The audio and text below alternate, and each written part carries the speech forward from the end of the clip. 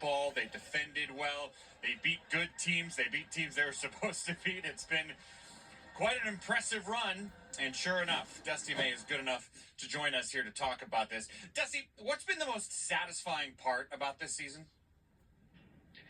When you have a group that has come from all different directions like ours have, we've only been here 2 years, just to see how well they play together, how well they work together.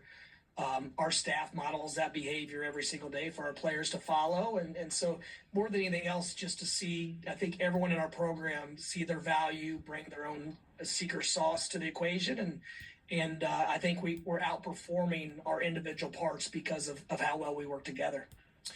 What part of your team don't we talk about enough? Whether it's a player who deserves more attention or something you guys have worked on that maybe doesn't get talked about that's improved throughout the year?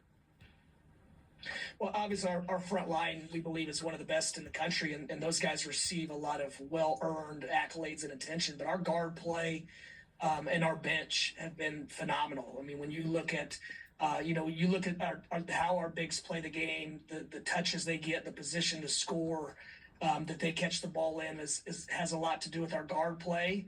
And anytime you can go, most of the year we were 9 deep, and we didn't miss a beat from 1 through 9. Whoever was playing that game made a huge impact, and I think those two things are probably the separators for us. Well, you needed that depth once we found the unfortunate news about the injury to LJ Kaysen. So it's been a couple games now without him. What have you learned? I'm not going to say we learned it. We're still in the process of growing, but we knew Roddy Gill and Trey McKinney and those guys were more than capable of picking up the slack.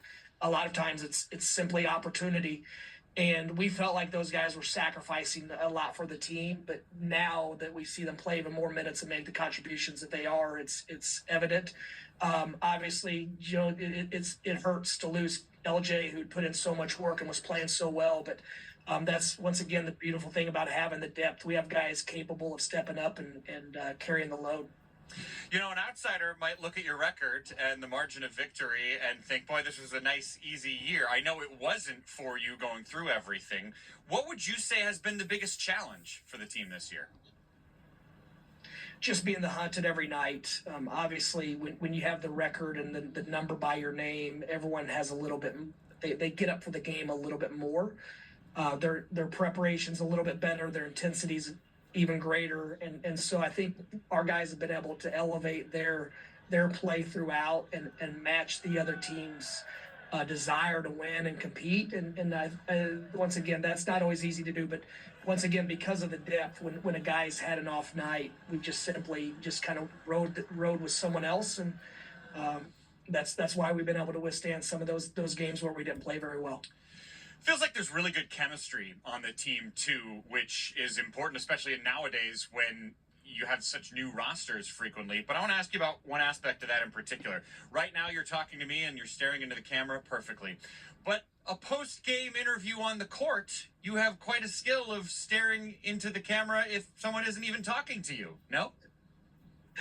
I think it was the Thunder that made the post-game ceremonies more team-oriented, and as they should be. There are certain nights when guys deserve to be singled out for the way they played, but our guys are sharing the spotlight. They're sharing the success. They continue to give and give when it's not always easy to do, and Merez has become a meme now with his staring, and he looks like he's my bodyguard back there, and very, very thankful for him because he does a lot for us. But yeah, that's just very indicative of, and it's not an act, it's not a show. Our guys are like this, like that every day in the locker room, in the weight room.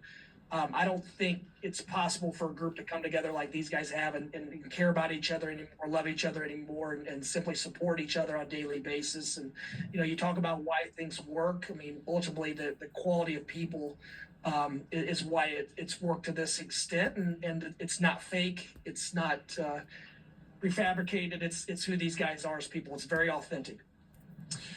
What can you use from last year's Big Ten tournament that can help you guys going into this year's tourney this week in Chicago? Well, we're actually looking at our practice plans from last year leading up to us playing well in Indianapolis and try to take the good as we go into move towards Chicago.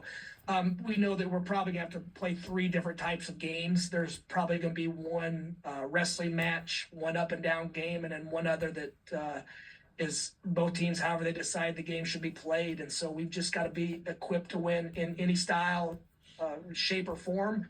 And so, but we know whatever happens, we're going to be playing 3 NCAA tournament, potentially second weekend teams, if we're gonna leave Chicago with another trophy.